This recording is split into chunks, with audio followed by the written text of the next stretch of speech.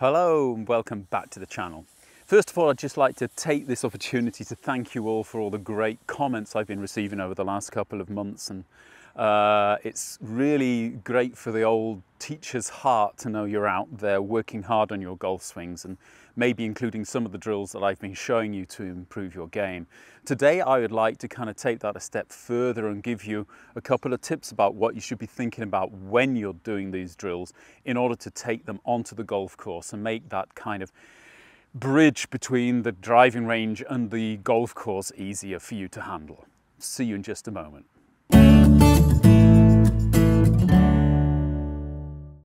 A few weeks ago I talked to you about ways of taking the golf swing from the driving range onto the golf course, and today I'd like to help you to improve your game by making a link on the driving range. That means that when you're actually learning to change your swing, change your movements, get flatter, get steeper, get more speed, use your legs more, turn your hips more, that you can find a way of doing that on a golf course without thinking about it. And I think this is one of the main problems that we have, is this process of changing a swing and then not trusting it on the golf course. We're going out on the golf course and thinking about our legs, thinking about our hips, thinking about our head. And if we're not careful, thinking about something different every swing. What we really want is to have a pre-shot routine which is just basically like chiseled in stone. It's the same every time. The thought process is the same every time, and that means I do the same thing every time. And that can only really work if you start to actually record the new motions in the right way. I'm not a scientist or a neuroscientist, so this is more the experience I've had working with students. But in my opinion, I don't believe that you overwrite your old golf swing and create a totally new blend.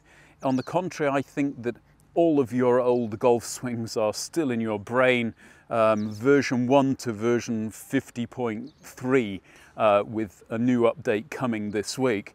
And it's up to the situation as to which one will actually be used by the brain. Obviously, if you have one which you tend to be using all the time, you're working on the same things, there's a very good chance of you actually calling it up on the golf course. However, if you get into one of those situations that you didn't like or can't avoid, it's not unusual for an old movement to suddenly come up from nowhere and you're making the same mistakes you did before. So today I want to show you how to stop that. And it all begins with the drills I've been showing you. If you think of the 6 drills, and I'll leave another link up here which I put up to anchor your golf swing, what I want you to do is actually add to these 6 drills a picture.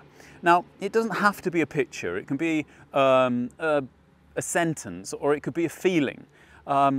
Sometimes if you were to just nip your ear before doing one of these drills, that would help you.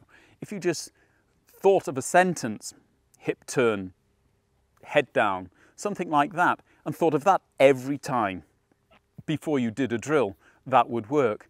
But I believe that the best thing is a little bit like the thumbnail on the desktop, a picture associated with what it is you're wanting to achieve.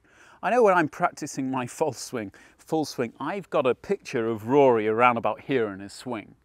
And whenever I do these drills, I see a little thumbnail of Rory.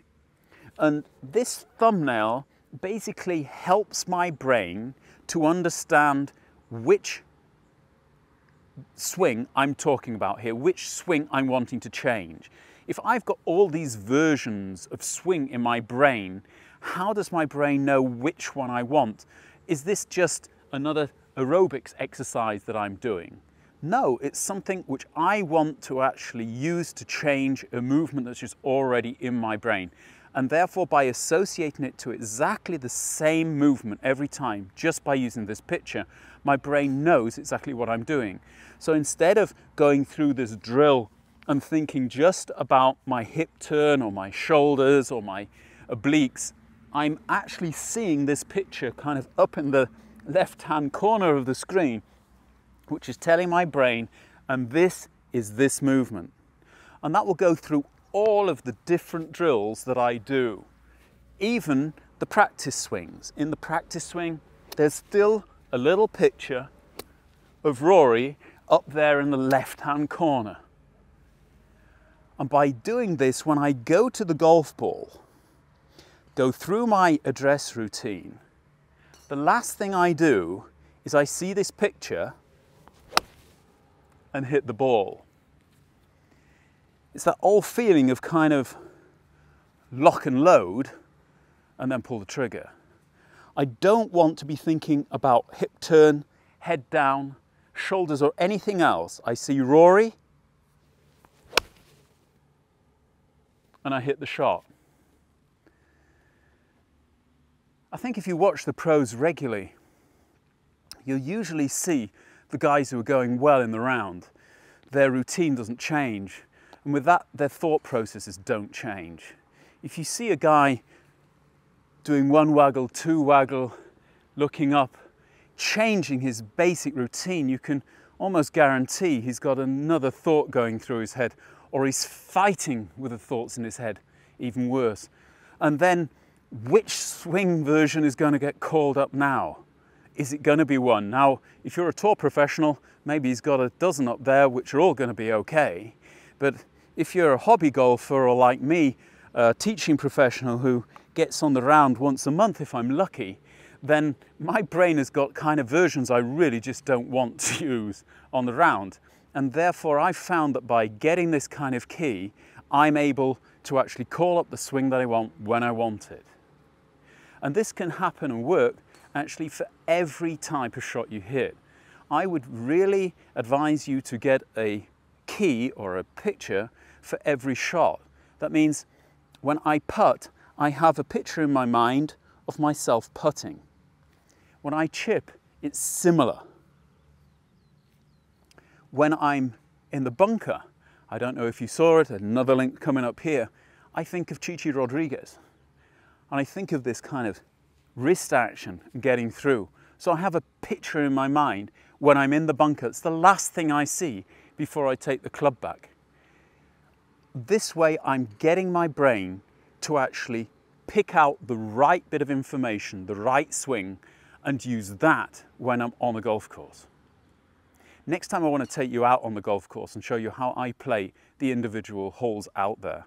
But until then, I want you to try and get out onto the driving range, or if you haven't got time for that, get into the parlor or into the back room and go through these exercises and start building a trigger or a link by a picture that you like, one that you can remember, and one that you can always come back to when you're on the golf course. As ever, if you like the video, hit the like button. If you haven't subscribed to the channel, do that. And the little bell will give you notifications the next time that I post a video. Thanks again for all your support. Look forward to seeing you all very shortly. Philosophy coming up here on the left-hand side.